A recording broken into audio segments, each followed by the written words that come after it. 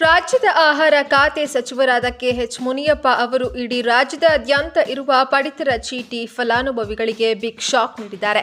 ನಿಮ್ಮ ಬಳಿ ಈಗಾಗಲೇ ಬಿಪಿಎಲ್ ಅಥವಾ ಅಂತ್ಯೋದಯ ರೇಷನ್ ಕಾರ್ಡ್ ಇದ್ರೆ ತಪ್ಪದೆ ವಿಡಿಯೋವನ್ನ ಈಗಲೇ ಲೈಕ್ ಮಾಡಿ.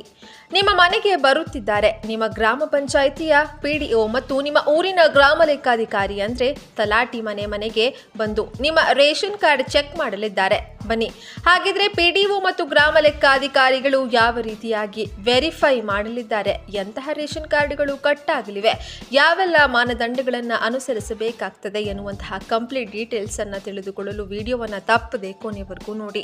ಅನರ್ಹ ಬಿಪಿಎಲ್ ಫಲಾನುಭವಿಗಳನ್ನ ಪತ್ತೆ ಹಚ್ಚಲು ಗ್ರಾಮ ಪಂಚಾಯಿತಿ ಮಟ್ಟದಲ್ಲಿ ಸಮಿತಿ ರಚಿಸಿ ಮನೆಗಳಿಗೆ ಭೇಟಿ ನೀಡಿ ಖುದ್ದಾಗಿ ಪರಿಶೀಲಿಸಲು ಉದ್ದೇಶಿಸಲಾಗಿದೆ ಎಂದು ಆಹಾರ ಮತ್ತು ನಾಗರಿಕ ಸರಬರಾಜು ಸಚಿವ ಕೆಎಚ್ ಮುನಿಯಪ್ಪನವರು ತಿಳಿಸಿದ್ದಾರೆ. ಸೋಮವಾರ ಪರಿಷತ್ನಲ್ಲಿ ಬಿಜೆಪಿಯ ಸಿಟಿ ರವಿ ಅವರ ಪ್ರಶ್ನೆಗೆ ಉತ್ತರಿಸಿದ ಅವರು, ಬಿಪಿಎಲ್ ಕಾರ್ಡ್ ಹೊಂದಿರುವವರ ಪೈಕಿ ಸುಮಾರು 20 ಲಕ್ಷ ಅರ್ಹರಿದ್ದಾರೆ.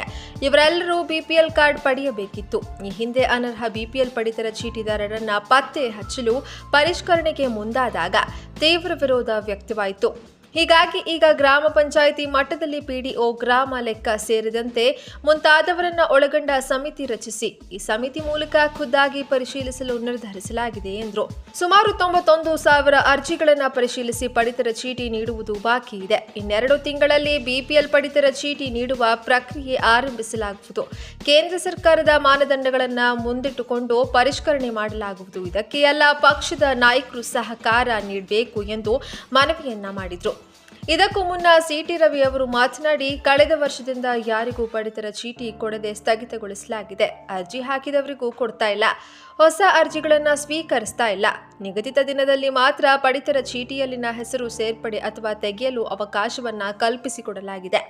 ಆದರೆ ಸರ್ವರ್ ಡೌನ್ ಸಮಸ್ಯೆ ಎದುರಾಗ್ತಾನೆ ಇದೆ. ಈ ಎಲ್ಲ ಸಮಸ್ಯೆ ಬಗೆಹರಿಸಬೇಕು, ಕಾಲಮಿತಿಯಲ್ಲಿ ಪಡಿತರ ಚೀಟಿ ನೀಡಬೇಕು ಎಂದು ಆಗ್ರಹಿಸಿದರು. ರಾಜ್ಯದಲ್ಲಿ 20 ಲಕ್ಷಕ್ಕೂ ಹೆಚ್ಚು ಅನರ್ಹರು ಅಕ್ರಮ ಮಾರ್ಗದಲ್ಲಿ ಪಡಿತರ ಚೀಟಿ ಪಡೆದಿರುವ ಅಂದಾಜಿಕೆ. ಇವರ ಪತ್ತೆಗೆ ಈ ಹಿಂದೆ ಆರಂಭಿಸಿದ್ದ ತಪಾಸಣೆ ಅಭಿಯಾನಕ್ಕೆ ವಿರೋಧ ವ್ಯಕ್ತವಾದ ಹಿನ್ನೆಲೆಯಲ್ಲಿ ಇದೀಗ ಕೇಂದ್ರ ಸರ್ಕಾರದ ಮಾನದಂಡ ಆಧರಿಸಿ ಹೊಸದಾಗಿ ಮನೆ ಪರಿಶೀಲಿಸಲು ಸರ್ಕಾರ ನಿರ್ಧಾರ. ಮನೆಗೆ ತೆರಳಿ ಅವರು ಹೊಂದಿರುವ ಸೌಕರ್ಯಗಳನ್ನು ಆಧರಿಸಿ ಅವರ ಬಿಪಿಎಲ್ ಅರ್ಹತೆ ನಿರ್ಧಾರ. ಒಂದು ವೇಳೆ ಮಿತಿಗಿಂತ ಹೆಚ್ಚಿನ ಆದಾಯ ಹೊಂದಿದ್ರೆ ಬಿಪಿಎಲ್ ಬದಲಾಗಿ ಎಪಿಎಲ್ ಕಾರ್ಡ್ ವಿತರಣೆ. ಅದಾದ ಬಳಿಕ ಹೊಸದಾಗಿ ಬಿಪಿಎಲ್ ಪಡಿತರ ಚೀಟಿ ವಿತರಣೆ. 91,000 ಅರ್ಜಿಗಳನ್ನು ಪರಿಶೀಲಿಸಿ ಪಡಿತರ ಚೀಟಿ ನೀಡುವುದು ಬಾಕಿ ಇದೆ. ಇನ್ನೆರಡು ತಿಂಗಳಿನಲ್ಲಿ ಬಿಪಿಎಲ್ ಪಡಿತರ ಚೀಟಿ ನೀಡುವ ಪ್ರಕ್ರಿಯೆ ಆರಂಭಿಸಲಾಗುವುದು. ಜೊತೆಗೆ ಕೇಂದ್ರ ಸರ್ಕಾರದ ಮಾನದಂಡಗಳನ್ನು ಮುಂದಿಟ್ಟುಕೊಂಡು ಪರಿಷ್ಕರಣೆ ಮಾಡಲಾಗುವುದು.